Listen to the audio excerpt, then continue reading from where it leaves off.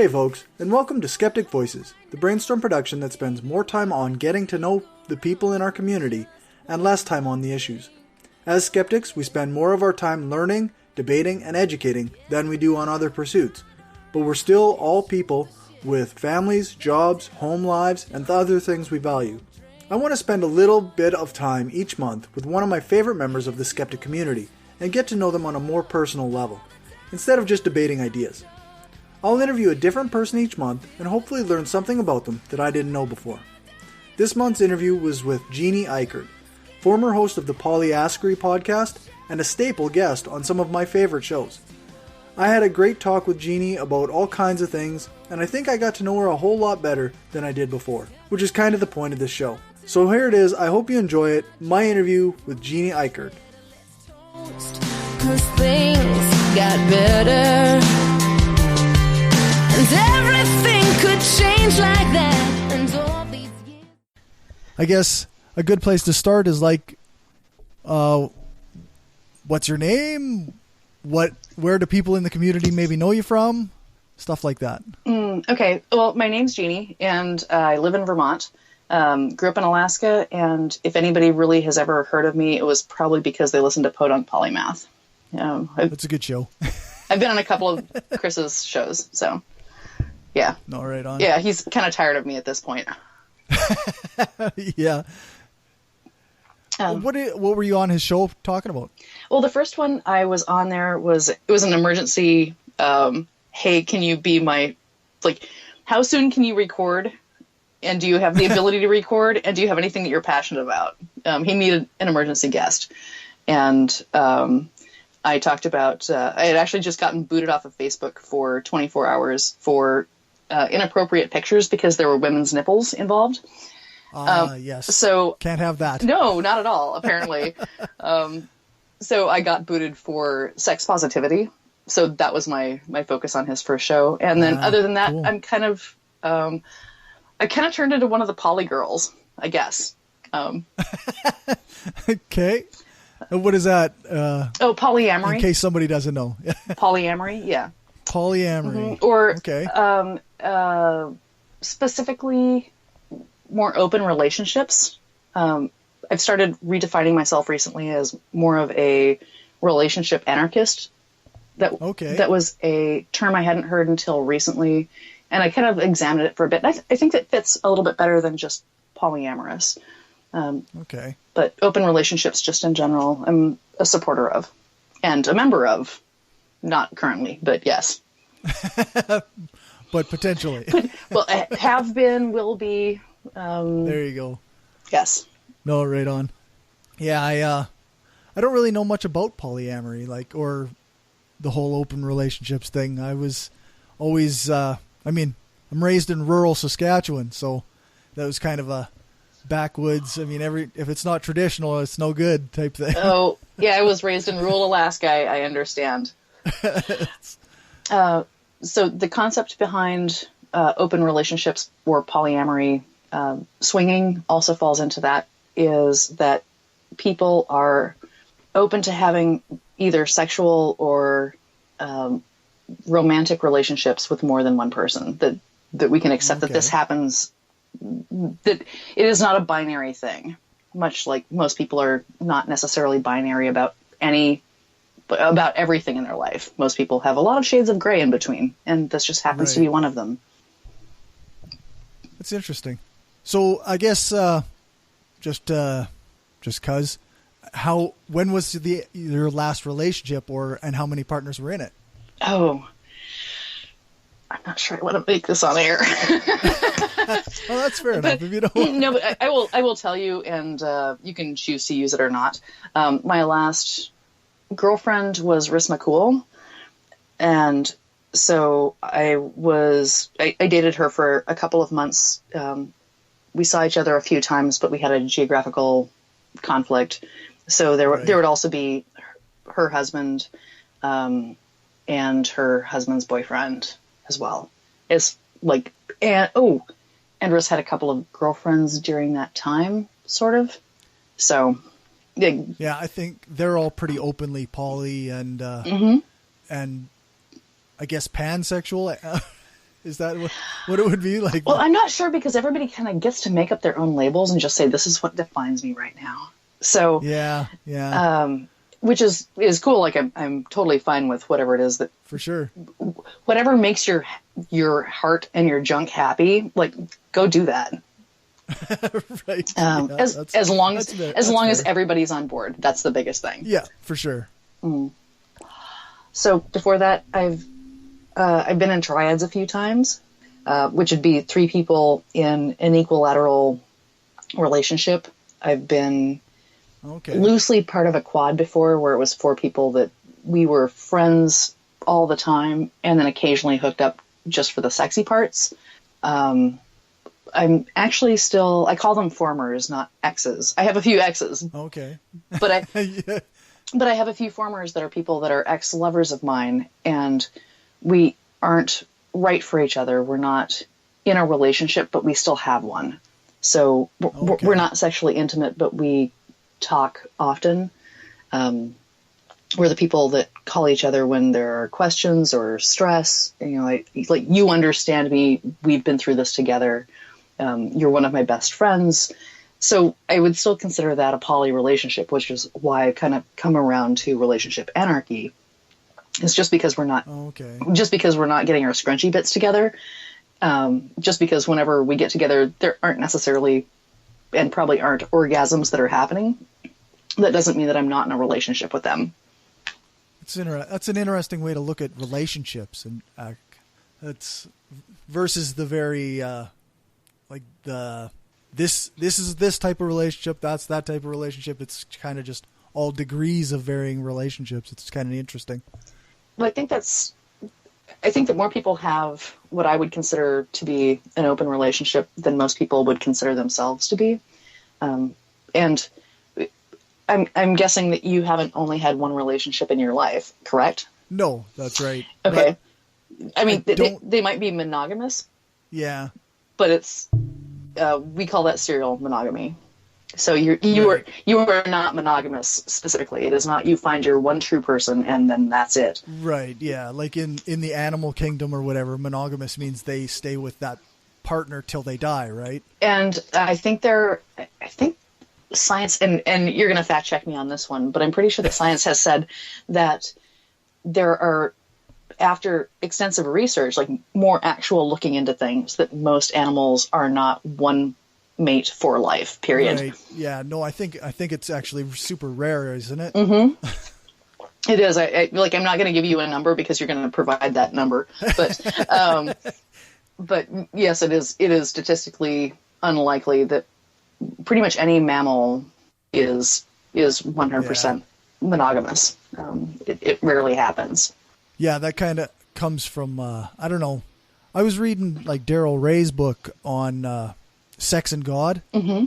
and he kind of goes into the history of stuff, some of that stuff, and it's like the idea of monogamous relationships is so tied up with property and like agricultural societies and the advent of that. Like it's really interesting to learn about anyway. It is. Well, that's interesting that you've started kind of delving into that a little bit. And I think that makes a good case for, we are not historically monogamous, that the advent of our concept of monogamy is very, very new. Right. That it has been common through most cultures that occasionally women have lovers, and we have Eleanor of Aquitaine to thank for that. Usually men have lovers or other wives. Sometimes women are in cultures where they share husbands or brother relationships. And even in the Civil War, that was expected. If you died in battle, your brother would marry your widow. Right. And take care of the family. That's how property kept passing down the line. Right. Because you still got to keep your property in your family, right? Well, some people seem to think so, yeah. Yeah. Not that now nobody owns anything. So. Well, I know I don't.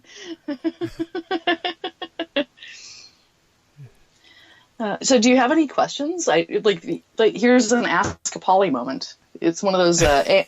One of those Ask a Poly. Yeah, I have no idea. Ask me anything. Okay. Well, I mean, I have listened to a lot of different shows where it happens to be the polyamory episode, or they happen to be talking about polyamory this time.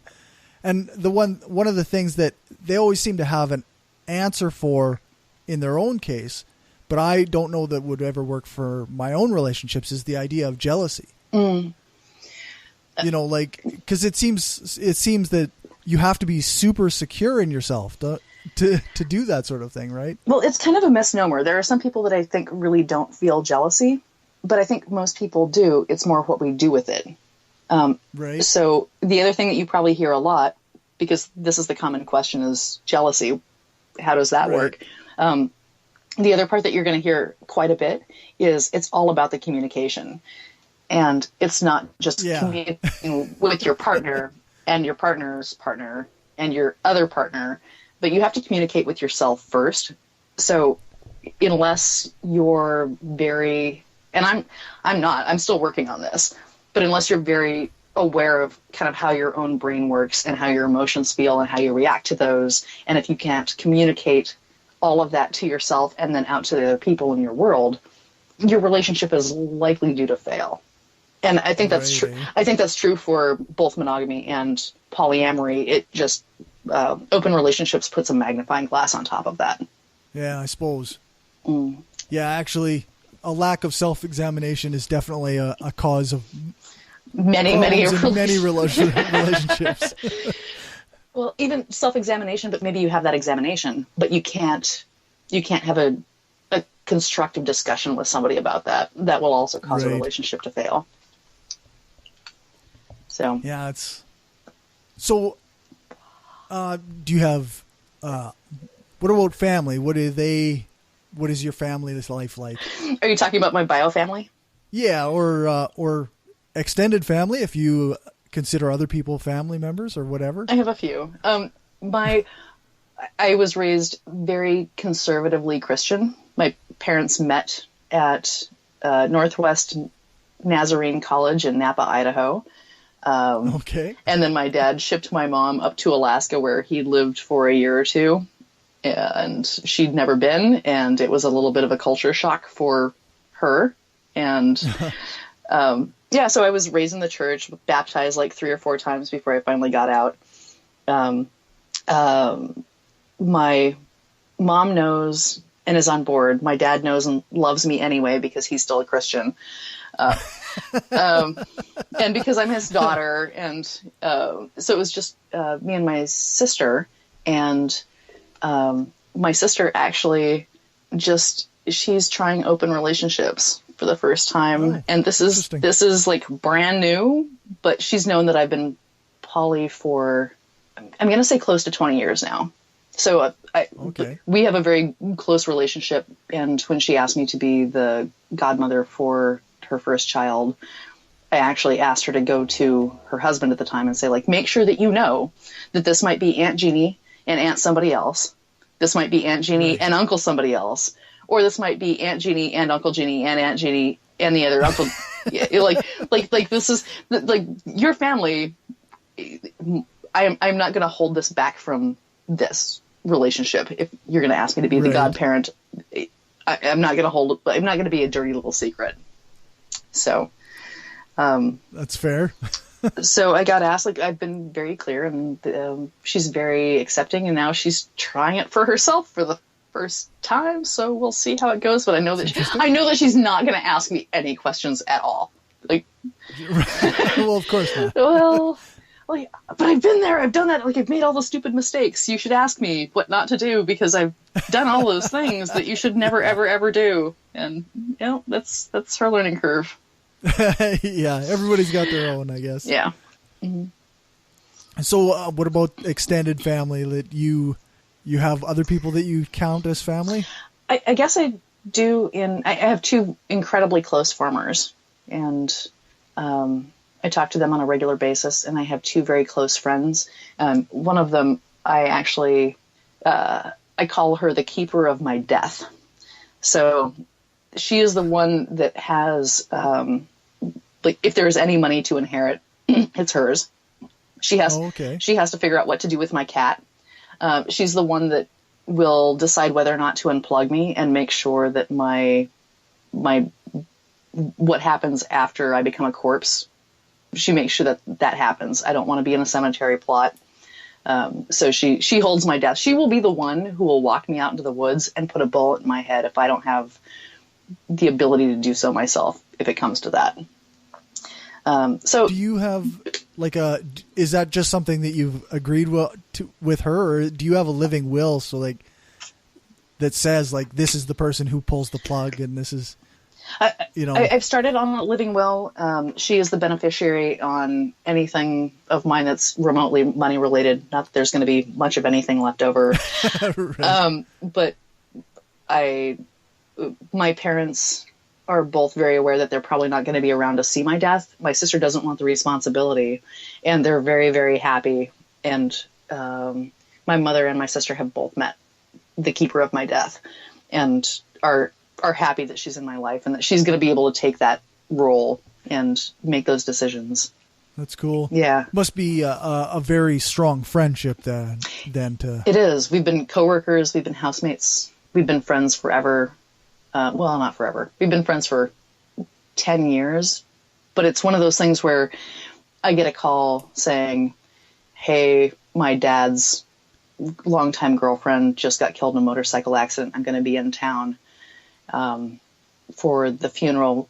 Will you help be my emotional support? So I got off work and I drove 8 hours and I crashed for 4, and we got together and hung out for a day. We crashed for another 4 or 5 hours and I drove back home and then went back to work, because that's what you do for your family. That's cool. Yeah. I mean, it's not cool that she had to go through that, but it's cool that she had somebody to support her. Well, yeah, but like I'm not going to say no. She's my family. She's the person that belongs with me.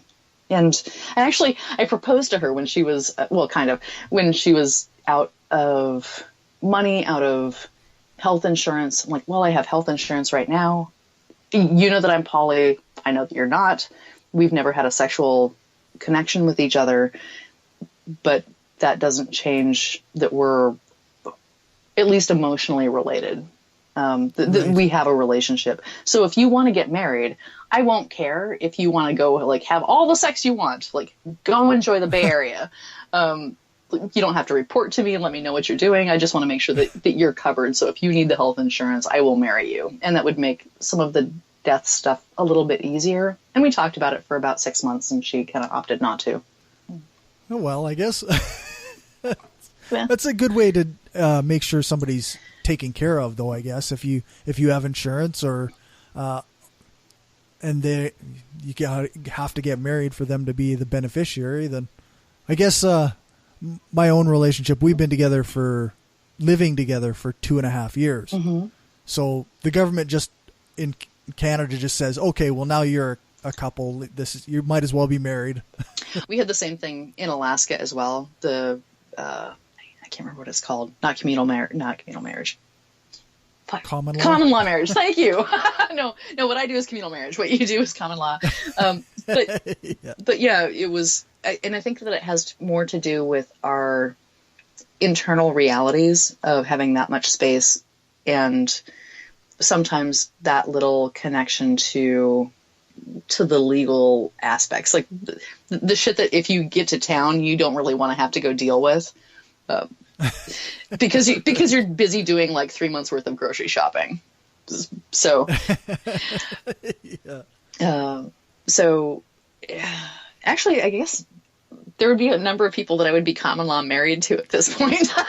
Yeah. I know. I never understood how that really worked. Like, how can they say that you're married to somebody if you're in a platonic relationship or just happen to be roommates? But there are probably other hoops that you have to jump through as well. Like, if you share bills not share bills, but if you have like a joint bank account or something, or if you have progeny together, that probably tips that a little bit more in a favor.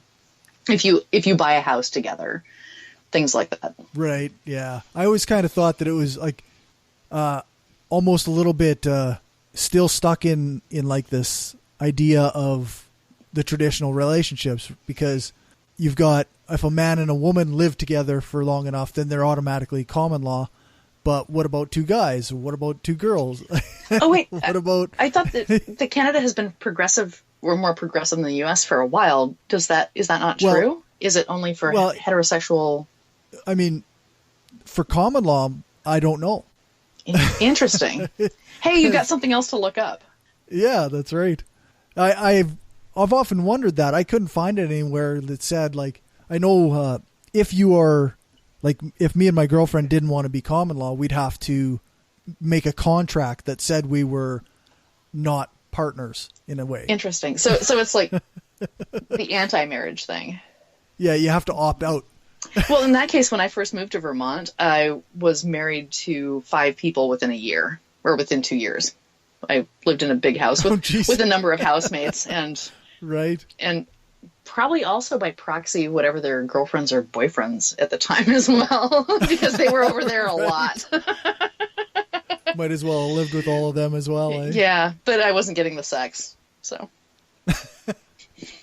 So you've lived all over the place, or you grew up in Alaska and lived all over the rest of the U.S., or? No, I grew up in Alaska, yes. I lived in Colorado for about 6 months when my parents got divorced, and we tried the living with mom thing. Okay. I've visited a number of states on the other side of the Mississippi, but I haven't really been to very many states on this side, on the eastern seaboard side. Okay. So yeah, no, I lived in, I grew up in Seward, lived in Fairbanks for 4 years. I got into Steven Seagal's pants. That's a whole nother story. I never met the man. And then I lived in Anchorage for a few more years, and then I got divorced and was like, well, this seems like a good time to just like move. So I ended up in Vermont. And how is Vermont compared to some of the other places? Well, I have Bernie, so ha ha. I guess that's a good thing. It's a lot flatter. I got here and I was like, wait, there's going to be mountains. And they have, kid you not, there's one mountain that crosses the tree line in this state. One. That's it, eh? Yeah, yeah. That's like Saskatchewan. I don't know if there is mountains here. From maybe a 10-minute walk from my front door, I can actually look at New York State, which is interesting because I grew up in Alaska and you can't even see another country from there. I mean, unless you're in Toke or something. That's funny. Yeah. So I was like, oh, New York looks really pretty today. And then I had to stop myself and rethink that. Nice. Yeah. So I guess, yeah, you don't have any kids or anything like that? I have 2 pussies. One's a cat. He's in the other room. That's cool, though. Yeah. So no live-in partner. I live alone except for the other pussy that makes me do things like feed him and change the litter box. Right. And yeah, I have friends and I have a few. Oh, I really excel at long-distance relationships. I do long-term pretty okay too. It's a pattern, and I don't know if is that a holdover from Alaska where there just was nobody interesting around. Right. But I'm also a complete nerd and kind of an introvert in person. So a lot of my friends, the people that I've really been close to, have moved away. And I live in a college town. So, and I'm aging out of the general population. When I moved here in 98, I was a lot closer to the age of a lot of people that were here. And now I'm still living in a not very schwanky part of town. I live in a poor place. Oh, right. Well, I live in a poor place, which means that I have really, really interesting neighbors, but we're just all poor. So, right, yeah. There are a lot of things that I do not have in common with a lot of people. Let's just say. Well, when I was, I don't know, in my 20s, I was pretty poor, and like that was probably the most exciting time of my life. And not necessarily the happiest, but. I think that you learn a lot about yourself by being poor. Yeah. When you look at your life and learn how to frugal down to the bare minimum, right. It changes your perspective on things by a lot. Yeah. Yeah, I don't know. I never really got into the frugal aspect of things. It was just always like, okay, well, how do we buy food today? And then you go out and you do something and you find a way to buy food that day. Yeah, I've been poor for a while. When I moved here, I didn't have a place to live, and I didn't know anybody, but I had a job. But the job didn't start for 6 weeks. Oh, geez. Yeah, that was... Well, part of that was... when I was younger, I had watched my mom reinvent her life a number of times. She would get into a bad situation, bad relationships, choose to move on. But I'd watched her struggle through all of those. And here I was in my mid to late 20s, and I'd never gone through the amount of things that my mom had. And I thought, you know what, if I do this now on purpose, and if I can succeed, if I can make it through this, then if I ever have to do it, I know that I can because I've already done it. So I'm not strong like she is, and there were some really terrible moments in her life. But I wanted to like put that one fear aside and have that be a non-issue or a less of an issue, that there wouldn't be so much fear if that happened. Right. So then you feel at least like you can survive if you have to. And, yeah. It took me a long time to figure out how to talk to Vermonters, actually. Oh, is that right? Mm-hmm. Because they have a different way of talking then? Well, it's physical space. It's what you talk about and how you address people. It was very different. Okay. It took me about a year before I felt that I probably wouldn't accidentally make somebody uncomfortable. Oh, geez. Yeah. Interesting. Yeah. What about you? Have you lived in other places, or are you pretty much just Saskatchewan bound? Pretty much just Saskatchewan bound. Like I lived in Ontario for, I don't know, very brief time when my mom was out there, and then I moved to BC when my brother was out west there. He lived in Vancouver. I lived with him for 2 months or something. But so not long enough to kind of get that sense of disassociation. No, not really. No, it was always, I don't know. They always seemed too busy for me. Every place seems too busy. You can tell I grew up on a farm because I need the space and I need things to be a little slower than other things. Yeah. And what is the size of Saskatchewan? I didn't look it up. Well, we have just over 1 million people for the entire province. No, what's the size of like where you are? Your geographic. Oh, like Regina. Mm-hmm. The city that I'm in is, I think, just about. It's around 300,000. Oh my God, that's still fucking huge. Well, the town that I grew up in is only 10,000 people. Okay. But yeah, we moved to Regina like last year or something. So. Okay, so to put this into perspective, the hometown that I came from, 3,800 people tops. Right. And yeah. And it was you'll get this. Most people don't. It was a 2.5 hour drive to the next high school. Oh yeah, nice. Yeah. So when people are like, "Yeah, I came from like a small town like that," I was like, "No, you didn't," because you had like 5 teams that you could get to for like a football match in. Right. Yeah. In 30 minutes, 45 minutes tops. No, this was hours. Yeah, like my town had a rival town that was about 50 minutes away. So there was the 2 schools were too close already. Yep. Yeah, I know. Had to be a rivalry. Right, you're just like bumping elbows at that point. Yeah, that's right. Yeah, it's too close. Estevan people would come up to Weyburn and shop or whatever they do. Mm-hmm. Make our town dirty. Oh, tourists. Oh, I fucking hate tourists. Like, we could talk about tourists for hours. But yeah. There's not a lot of tourism in southern Saskatchewan. So. I would come to visit. It would feel like home. Yeah, wide open spaces. Not much going on, usually. Well, I came from mountains, but the whole, like, not much going on. Yeah. I told you that I'd been married, and the first time that my later husband came with me to my hometown, we stopped off, saw my dad, saw my sister, met like all of her housemates, and I was like, all right, we're going to go downtown now. And when we left the kid you not, the Quonset hut that my sister was living in with her housemates. And most people, okay, you know, most people don't. The common thing from Alaska is, or at least within my lexicon, it's "I'll see you later." And kid you not, within an hour and a half, we had run into 4 people that I'd said "I'll see you later" to 3 times. Oh, jeez. Nice. Yeah, because "I'll see you later" really means like in 15 minutes. yeah.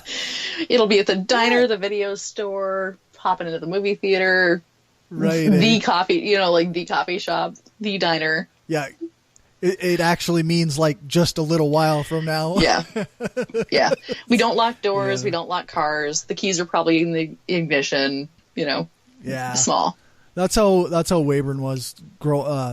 We didn't lock our doors, but then we had an oil boom, so people started coming from other provinces. Mm-hmm. So then crime went up, so you have to start locking your door. But yeah, we had the same thing in the summer with cannery workers.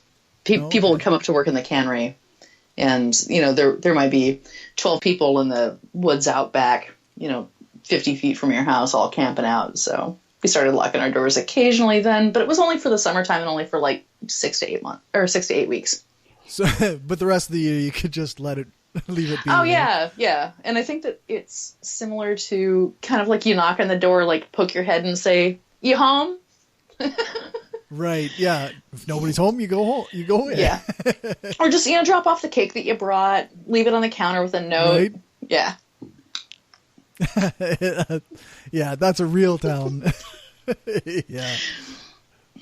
Was it? I mean, even Weyburn, though, we are still had certain amount of progressive type of ideas, like when in the 80s and 90s, when it became more popular on television to have gay people, it was just kind of like accepted. There was no pushback. Nobody was outraged that it was on television. So was that like your town was like that too, or were people outraged about progressivism? This is a cigarette, by the way.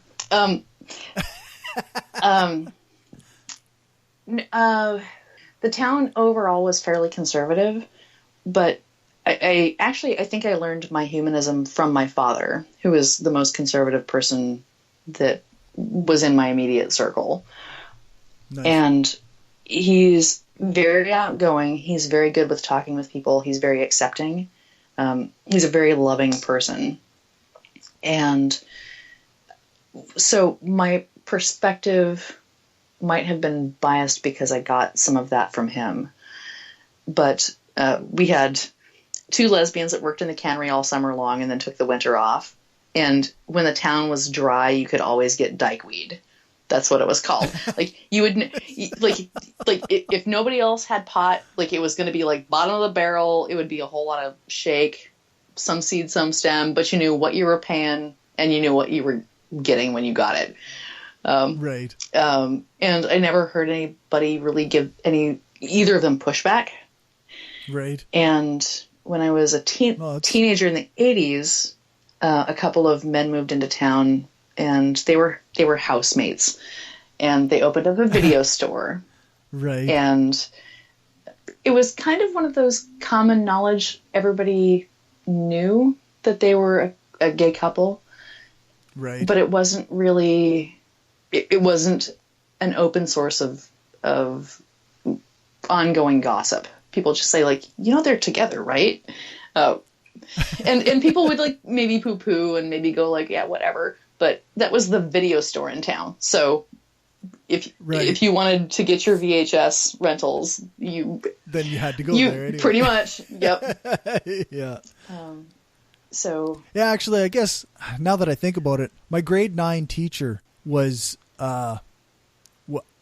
came out as gay later, like when I was an adult, because he didn't feel comfortable in the 90s or early 90s to come out at that time. Yeah. So I guess it wasn't as progressive as maybe I imagined it. Yeah. Oh, here's one for you. my sister actually lived in California for a little bit of her teen years. I think her sophomore or junior year, and then came back and finished as a senior. And she was living in the LA area in Garden Grove with some of my family. And Garden Grove is a very conservative part of California. Okay. Lots of churches. And she was living with my lots of churches kind of family. Nice. And when she came back to town, she'd been back to town for less than 2 hours. And my dad was getting phone calls at work. Ben, have you seen the tattoo on Steffi's shoulder? I shouldn't use it. Oh, no. But have you seen the tattoo on your daughter's shoulder? And what she had was the feminist symbol with the inverted triangle done in like jailhouse ink style. It was Oh, geez, it was really? not pretty. It had probably been done with a ballpoint pen. But she was like wearing that thing proudly, and people were calling, have you seen your daughter's tattoo? Nice. Like that's how bad it was. Very small town. At work. Yeah. Not just over the collection right plate. Yeah. So Yeah. we can actually get back to talking about poly if you want, but we can keep talking about getting chased by moose, bears. Yeah. Have you actually been chased by a moose? I haven't been chased by a moose, but there have been a couple times where I've opened the front door and gone like, oh, there's a moose right there. Closed the door and called into work and said, hey, I'm going to have to call out because of moose. And people are like, yeah, get here when you can. Or there Nice. or there have been times when I've been trapped outside of my house. I pulled up and there's a moose licking salt off my front porch. And I'm like, I can't get in because she's with her calf. And that Yeah. might be a bad situation. So, Yeah, that's not good. yeah. Yeah, no, we didn't have much for wildlife actually around my town or around my farm that I grew up on. You get skunks and porcupines, and you always have to pull the quills out of the dog's nose. Yep, But been there too. Been there too. You hold the dog, I'll get the pliers. yeah, that's right. Yeah. So, what do you do for fun? What do I do? Besides masturbate, you mean? Well, yeah, obviously other things. Actually, That's the one everybody has, but nobody mentions. oh, I do because I'm a sex nerd. I listen to a lot of podcasts. Surprisingly enough, I used to knit a lot, and then I shattered my wrist, so knitting and book reading kind of went away, which is how I found podcasts. I couldn't do anything, so Right. that became my form of books. Yeah, other than that, I watch movies. I do read. Not a lot. I'm kind of boring. I'm pretty boring. That's okay. How did you shatter your wrist, though? Oh, it was a women's comp, thank goodness. But I was helping to load something in the back of a truck, stepped off the gate that had been dropped down. Okay. Didn't quite get my foot on the ground. It kind of like skidded a little bit, bonked my head on my way down, which kind of threw my balance off. And if I had ever taken Aikido, because I am clumsy as fuck, if I had ever taken Aikido, I would say this was totally an Aikido move. Like I did this nice slow roll back. I had a tiny scrape on my elbow. I had a slight pull in my hip because I had caught my foot on the brace on my way back. But on my way down, I hit it. I think I hit my wrist on the side of the truck as I fell, because I remember landing and thinking, okay, so I'm not trying to catch myself. I'm not trying to I'm not going to shatter like the everything. So it was like this nice slow roll back, and I thought I should probably put my arms down now. And then all of a sudden this one started throbbing. I'm like, I think I kind of fucked something up, and I'm not really sure how I did that. Geez. Yeah. So I actually have a $2,000 wind chime now because I had a plate put in, and I had the plate taken out because of the scar tissue. So I have the plate and the screws and a little pea cup from the hospital. And so my $2,000 titanium wind chime. Jeez. That's pretty cool. Well, they were kind of creeped out. I said, can I keep that? Like, when you get this out of me, can I have all those parts? Like, I paid for them. Right, yeah. Makes sense. You should get to keep them. Although I don't imagine that's a request they get very often. Well, I'm creepy too. I have my my molars from when I had those. Okay. When I had those taken out, and I lost a toenail once, and I still have that toenail. Okay. Yeah, I can't say that I've ever kept my teeth or anything. Well, it's kind of cool because they weren't impacted, so they came out clean. So I have them like... Oh, is that right? Yeah, I have them roots and all. It's not like I have a whole like handful of shards. I have 4 actual molars. Huh. Yeah. Yeah, it's not actually very often they come out clean like that, is it? I don't think it is, and it's probably because the rest of my teeth are all like super scrunched up in front. So that probably I think that everything pushed forward, just they made room. But no, I've always been kind of not creepy that way. I don't want to call myself creepy. I kind of creepy doesn't sound like the right word, eh? Well, it's I've never been around somebody who's been actively dead in front of me, like an accidental something, or I've only been to a few funerals of people that I cared about. But well, you said you weren't around wildlife. It was something that death was always kind of a part of life. But being on a farm, you understand that too. That it's it's interesting because even when family members would pass away or whatever, and everybody's in the mourning stage and everybody's really upset, and I never reached that same level of upset. I always was kind of sitting there and I felt really awkward. Yep. Well, I told you that I'd gone to the holder of my death, that I had gone to support her while she was doing the whole mourning process. So what happened is, because she wasn't a biological relation of her father's girlfriend, is she went to the memorial service. And then the family got together and she was kind of excused. And this is part of the reason that we are friends, is she came back to the house and I had brought our traditional dinner, which would be a box of wine and a bunch of popcorn. So what we did was, she's also a photographer. So her dad had just killed a deer recently, so it was hanging out in the barn. We went and pet the bunnies that would be food later. We pet the barn cats that were full of fleas. We hung out with the deer, and I was her lighting person, which meant that I was holding that, on a 4-foot extension cord, that lamp that has the cage around it, and I would hold I would hold the deer in a certain light and kind of angle the light up towards something and say right. No, this is going to be really awesome. It's got great shadows. So we spent essentially 6 hours hanging out in the barn, getting drunk and playing with a dead deer for fun. That's how we mourned. That was very indicative of who we are as people. Yeah, no, that's all right. Well, it's a little weird.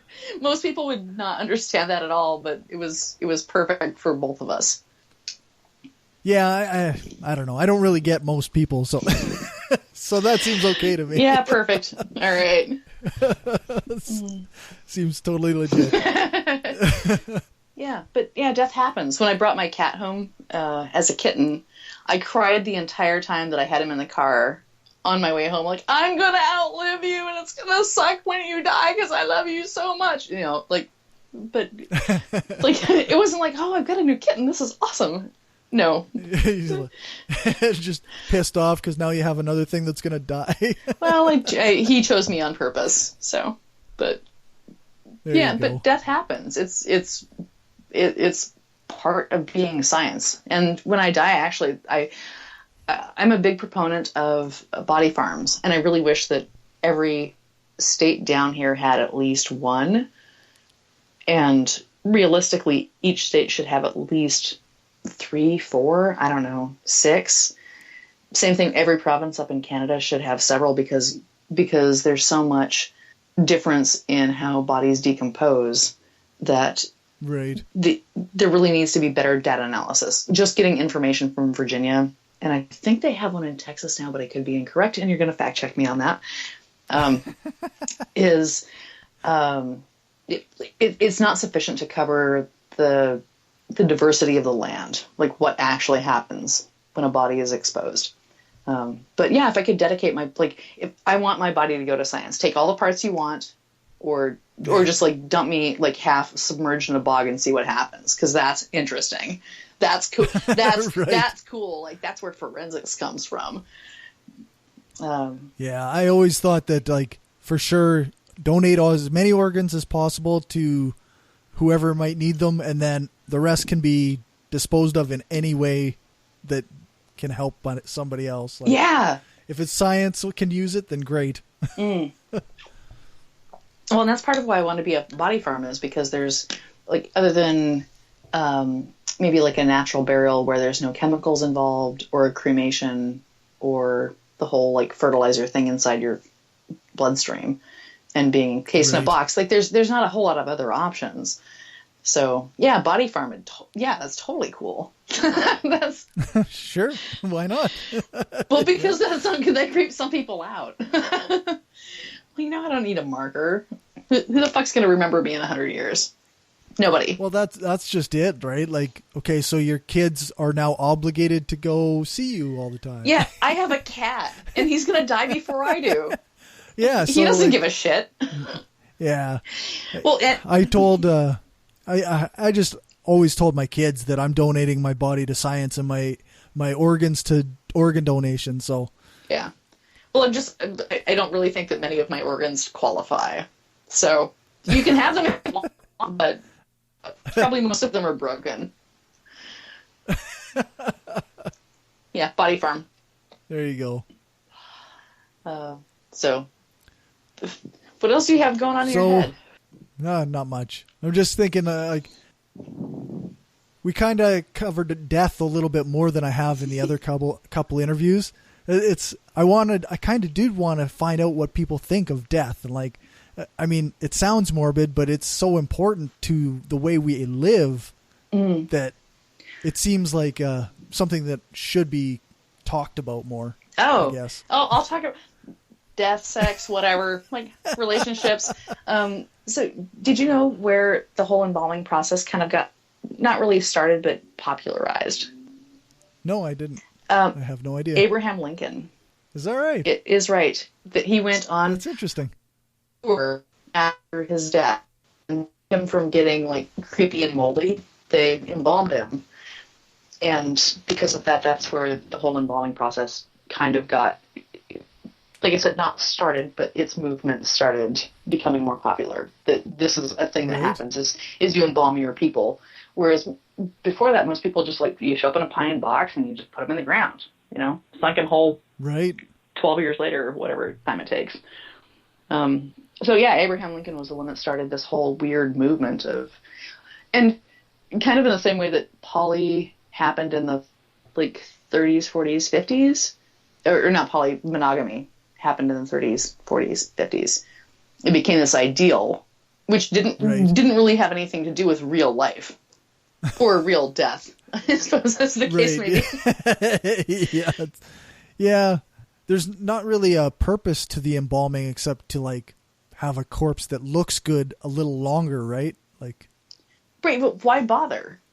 Like, yeah, well, exactly. What's the point? That just makes the people that are left behind have more precious moments. That doesn't seem like a very good way to deal with the actual reality of death. That just seems like, I'm actually going to compare that to kind of a Christian notion of it doesn't really let you deal with the real things that are happening. It lets you kind of put everything off and kind of not blame it on somebody else, but just not have to deal with it.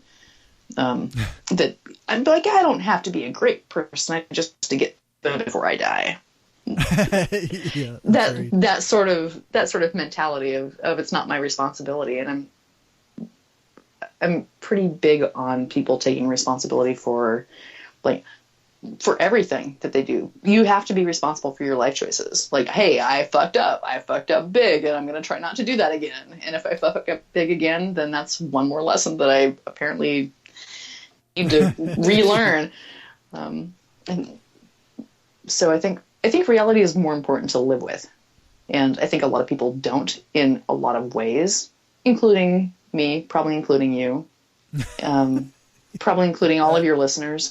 There are things that we ignore, but as many things as we can pay attention to, the better. Yeah, that's right. I can agree with that for sure. I'm holding you to that. The more things we can pay attention to, the better. Yeah. And death, pets, relationships, whatever it is, eating. Wow, yeah, that's right. Eating properly or eating, semi-healthily is pretty decent. A few years ago I started, well, I guess it's 10 years ago now, I started exercising and eating differently. And it's come and gone, but I think that it's been a good choice in a way. It's a good thing that I pay more attention to. What was the biggest change that you made? I don't know, because when I hit 30, I changed a lot. I changed just about everything. Why 30? I don't know. I think because I was super insecure and I felt really shitty about myself, and I was just like, okay, I got to do something about this. I accept that I'm so fat. Then I started. Well, I was always super skinny. Okay. When I was 30, I was 6 feet tall and weighed 145 pounds. Holy shit! I don't think I've ever weighed 145 pounds. I mean, I'm sure that I passed it at some point between 12 and 14, but I don't remember ever weighing that much. Yeah, now I average about 180 to 190, somewhere in there, but... Yeah, you're still skinny, dude. Yeah. This, when I got it in my head somewhere, when I was a kid, that the doctor's board of ideal weights, or whatever. Oh, I hate that. The BMI. Yeah, it was my ideal weight for my height, or for being 6 feet tall, was 180 pounds. So I always imagined, if I could weigh 180 pounds, well, I'd be this friggin' giant. That's 35 pounds more than I weighed. And now, when I was 30 at 145 pounds, yeah, it was weird, though. Until I started actually lifting weights, I could not gain weight. Didn't matter what I ate at all. Interesting. Oh, it'll change, as you get older. Oh, yeah. I'm in my mid-40s right now, and it changes, but... I've always been considered borderline obese, always. Well, is that right? Mm-hmm. But you know what? I have a very physical job, and I walk 5-ish miles a day just at work. Don't get me wrong. When I get home, I'm a complete sloth. But but I can. I can do some stuff. I've been there. I've got some. Right. I've got some. I'm not scrawny. I'm not thin. I'm not lazy.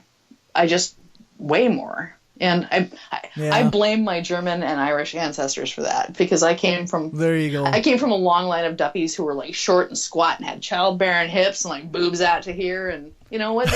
They're just round people. That's just what our bodies are built like. And as long as you're healthy within your body, and as long as you're happy with who you are. No, that's exactly right. That's something that I've come to since then, is the idea that, okay, well, if you're happy with who you are, then maybe you don't need to have these ideals. I mean, I've always been way more forgiving of other people than I am of myself too, so it's okay, so here's the tack that I took with this, is if you don't want what I got, you don't get any. There you go. If you think that I need to be skinnier, fuck you. You don't get this. You don't get to be part of enjoying my body, because my body is pretty fucking awesome, because bodies are kind of cool.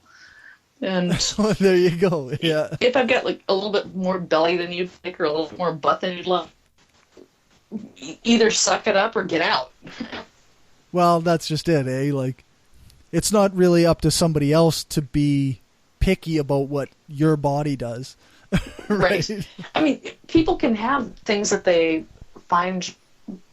Maybe there are people that only like people that are of a certain body type, and like more power to them, but don't put that on me. That's yeah. I don't know. Isn't there something shitty about saying, well, I'll only date people of X body type? Right. Well, and that's why I became like kind of, well, actually, I'm going to blame Star Trek for, no, seriously, I'm going to blame Star Trek for that. That's why I started questioning everything that was in my life was, and I've talked about this a little bit before. Have you watched much of it? Next Generation? Well, not in a long time. Okay. I watched all of Next Gen back when it came out. Okay, But perfect. So this is me watching it same time as you. Maybe like 1 hour difference. So you're watching it 4 o'clock in the afternoon, and I was watching it at 5. But Beverly Crusher falls in love with a Trill, and dude's handsome. He's romantic. He's totally into her too. And his body is failing, and she does everything medically that she can to help save that body, and it just doesn't work. And the Trill gets replanted into another host, and the other host happens to be a woman. And Beverly Crusher said, like, oh, hell the fuck no. Like, I'm out. Like I love you, but I can't do this. And that got me thinking, like, really, you are in love with this personality. You're in love with this person. You're completely going to disregard the love that you have because of the shape that it's in. That seems fucking ridiculous. It seems shitty. It was really shitty. Like I was hating on the Beverly for a while. And it got me thinking, like, okay, so like, am I straight? Am I not straight? Why do I think that I'm straight? Okay, so what else have other people told me about myself that don't apply? Right. And so that got me thinking about religion. Then that later got me thinking about relationship structures. They got me thinking about a lot of things. And I fortunately was a nerd, so I had already had a background in other literature of some sort. That I really think that sci-fi and fantasy do a lot for opening people's minds to, you don't have to agree with them, but it gives you a different perspective into a different way of thinking. Sure. But yeah, I blame Beverly Crusher for my life right now. That's perfect. No, that's great. I'm looking at the time, and we're over an hour now. Are we really? Okay. Better get going here. But okay. I really appreciate you chatting with me. Yeah. Is there anything that you wanted to talk about that we missed? Oh, I don't know. I'm pretty much down for talking whenever. So if you ever get bored and like think of something else you want to, even if you just want to sit down and say like, hey, we're not really recording, but if you want to just chat, so far I'm fine with that, because this has been a fun conversation, just kind of all over the place. Yeah. So it's a good conversation. I like that. That's why we talk to people. Yeah, that's right. We don't always talk about issues, right? Like, right. Having a normal conversation with people at work, I never talk about issues. We talk about this and that and the other thing, and just whatever comes up, and it's I guess more fluid. And yeah, the only thing that I would say is, like, if I'm a not great activist other than in my own life and personally, right? Right. But what I'm going to say to other people that have strong feelings about things is, trust me that I'm going to hold down my part of the world. That I might not care about every activist, everything ever. I don't have the brain space for all of that. Everybody's going to have the issues that are important to them, and trust that I'm doing my part to make the world a better place for you, even if it's not your issue. And I'm going to trust you to hold down your part of the place. You know, it's your culture, it's your community, it's your choice of passion, it's your choice of interest, it's your choice of how and when and where to step up and say something or do something that will make a difference in somebody else's life. But I think that's more important within this atheist community, is let everybody care about their own things and don't expect me to care about everything, but trust me to care about what I care about. Right. No, that sounds good. Yeah. So there's my like mini pitch. I have nothing else to pitch. Yeah, you don't have a show anymore, hey? Well, apparently not. It's been a while. So. It's been a while, and yeah, and I don't do any of the computer stuff. I communicate with people, and I was trying to interact with people ahead of time, like actually get people on board. But yeah, all of the computer stuff is out of my hands, and I am poor, so I can't do anything about that right now. Yeah. Okay. Well, thanks. I'm gonna let you go. Okay. I'm gonna go like wolf down some dinner, and then I'm gonna go hang out in sacrilege for a little bit. Nice. Yeah. Have a good night. Yeah. You too, Corey. I'll talk to you later. And thanks so much for doing this. This was fun. Oh yeah, you bet. Okay. I appreciate it. Thanks. You got it. Bye. Bye.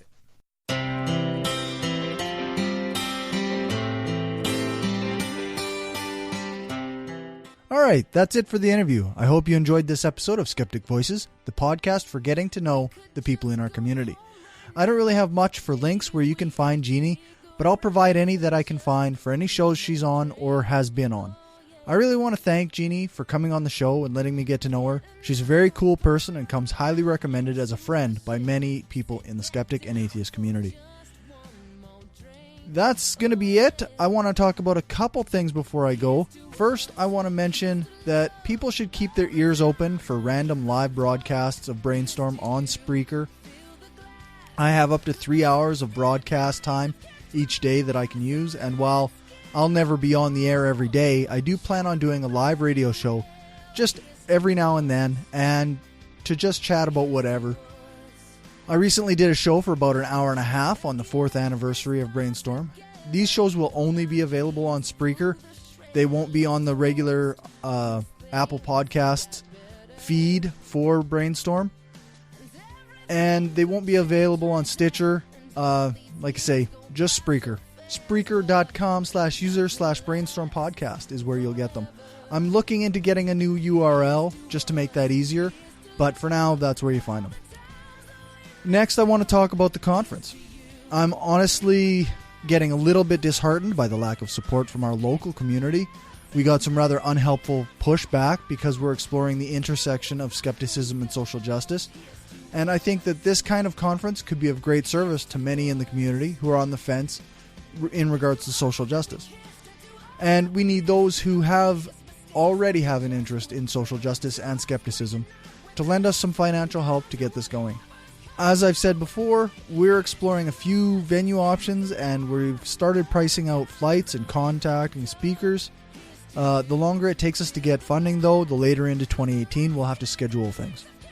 I hope that you can support our endeavor to explore social justice and skeptical thinking. You can do that by donating any amount at all to gofundme.com/shift-2-reason-conference-2018. That link will be in the show notes, and your donation will go towards your purchase of a ticket. I want to give a huge thanks to the person who runs the CFI Canada Twitter account for boosting our signal. It means a lot knowing that some people and groups do consider this type of conference worth having. For anything else, you can email me at mail@brainstormblog.net. If you want to hear more of these, you can subscribe on Apple Podcasts, Stitcher, or your favorite podcast player. I highly recommend using BeyondPod, where you can search for your favorite Brainstorm-related project. You can follow Skeptic Voices, The Skeptic Studio, Shift to Reason Radio, or rebroadcasts of the Hardcore Skeptic Examines on your regular Brainstorm podcast feed, or you can follow each show on its own. I'd love it if you could go and rate all my various podcasts and give me a review on Apple Podcasts, Facebook, or anywhere else that you rate and review things, and share the hell out of the shows. You can check out the show notes for this episode at thebrainstormpodcast.com or on Spreaker under Brainstorm Podcast or Skeptic Voices. These episodes will eventually be up on our main website as well, brainstormblog.net. Thanks to our financial supporters, Aaron, Daryl, Destin Sucks, Lachlan, Lisa, Magnus, Michael, Nathan, Positively Skeptical, Rob, Stephanie, and Will. If you want to join their ranks and help the show grow, then you can do that at patreon.com/brainstormpodcast. You can join us live every second week when we broadcast live on Spreaker. you can find us at Spreaker.com/user/brainstorm podcast. I think that's everything. Thanks for listening, and remember, the truth matters, and so do people. Things got better, and everything could change like that, and all these years go by so fast, but nothing lasts forever. I even put on clothes for you. Look at this. I'm wearing a shirt. Well, right on. Look at you and your setup. Yeah, I try to have like 6 recordings of everything, so that way nothing ever gets lost. Oh my god, hang on, hair. That happened to me a couple of times where I was just like, oh my god, like seriously, like we lost all that audio. Yeah, it's a pain. I know. I've heard of it happening to enough people that I'm super like paranoid about it. So Saskatchewan, eh? Yeah, Saskatchewan. That's right. Do I get to be considered an honorary Canadian citizen? I don't think I have the power to grant that. Oh, sure you do. Come on. Sure. Yeah, why not? All right, then I'll make you an honorary Alaskan for fair. Okay, that sounds good. Is that where you're from? Yeah, I grew up there. That's pretty cool. It's almost as cold as here. I was going to say literally, yes. Yeah. Yeah. Oh, wait, so did you... Oh, shit, hang on. Remind me later. Is this recording? God damn it, I forgot to check. Fucking A. I don't know if it did. I think I might have missed like the first 20-something minutes. Oh, shit. Well, you forgot to remind me after 5 to check it. I'm totally blaming you for this. That's fair. I forgot to remind you. You did mention it before, so. Yeah. And it might have been because I blipped out there for a second, but all right. Hopefully that's still going. And thank goodness you have backup audio. Yeah, I've got lots of backup audio, so. Good. So what was I in the middle of? I feel like I was in the middle of saying something and then flaked out. We were talking about being poor. Oh, yeah. Here's to us.